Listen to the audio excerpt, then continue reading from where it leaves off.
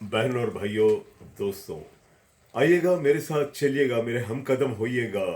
गुजरे हुए जमाने, बीते हुए पल, वो गुजरा हुआ मौसम, एक बार झांक तो ले उसमें। जी हाँ, उसमें झांक ले ताकि हम अपने अतीत को, अपने माजी को, अपने पास्ट टेंस को देख सकें और उन दिलों की धड़कनों को महसूस कर सके जहाँ कभी मोहब्बत, प्यार, आपसे खुलूस पलता था। गली मोहल्लों में एक अपनेपन की भावना हुआ करती थी।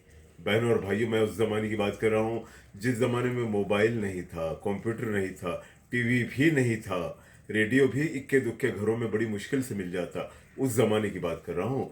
तब ख़तों का मौसम था। ख़त यानी पत्र, यानी लेटर्स।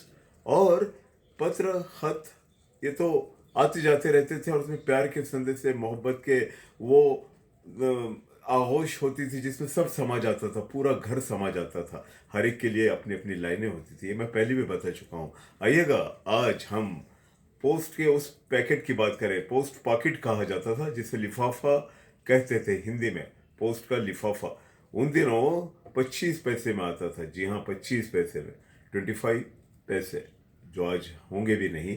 25 पैसे में आता था। आज इसकी कीमत 5 रुपये हो गई है। जी हाँ, 5 रुपीज लिफाफा। भाई, ये लिफाफे का इस्तेमाल जो होता था, इस लिफाफे का इस्तेमाल जो होता था, तो ये खास तौर पे मैं बताना चाहूँगा डॉक्यूमेंट्री भेजने के लिए, या बहुत लंबे चौड़े खत जो लिखते थे, दो दो तीन तीन चार चार पन्नों के। और अगर इसका वजन बढ़ जाता तो भाई टिकट भी एक्स्ट्रा लगाने पड़ते, वेट करके देखा जाता, वजन करके।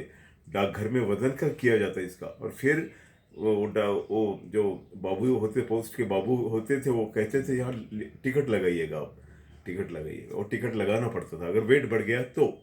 भाई, ये खत जो थे, कितने तो विवाहों के संबंध, शादियों के संबंध, मैरिज के उन खूबसूरत धागों को बुनने वाला ये एक लिफाफा हुआ करता था।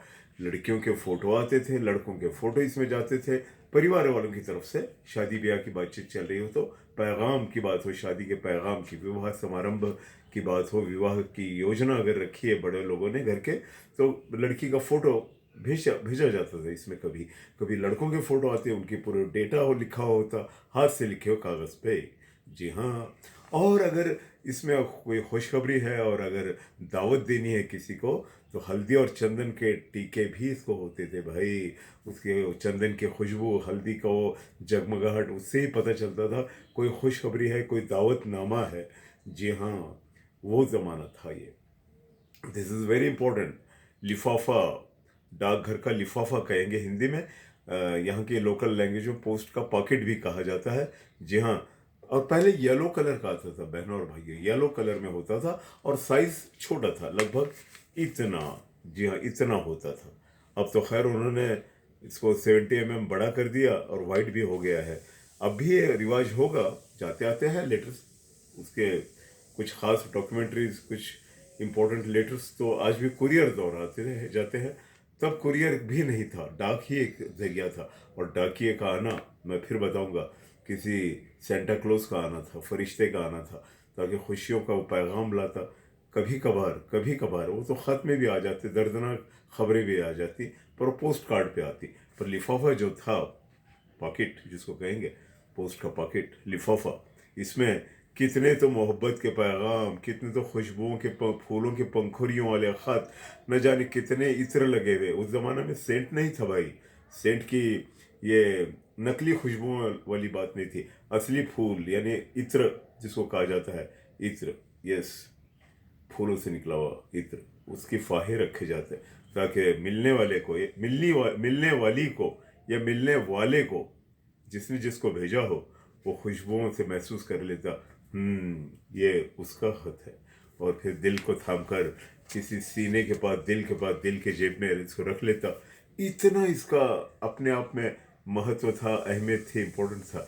लिफाफे की दुनिया एक अपनी दुनिया हुआ करती थी। आज के internet, Google, mail, Twitter, Facebook के ज़माने में हमारी नई जनरेशन को इसका इल्म नहीं होगा, ज्ञान नहीं होगा, इसका नॉलेज।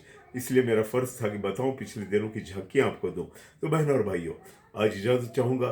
लिफाफे के संग फिर लाऊंगा यादों के झरोके, खुशबुओं के मेले और उन बीते पलों की धड़कनों के आहट लेकर फिर मिलूंगा। Bye bye.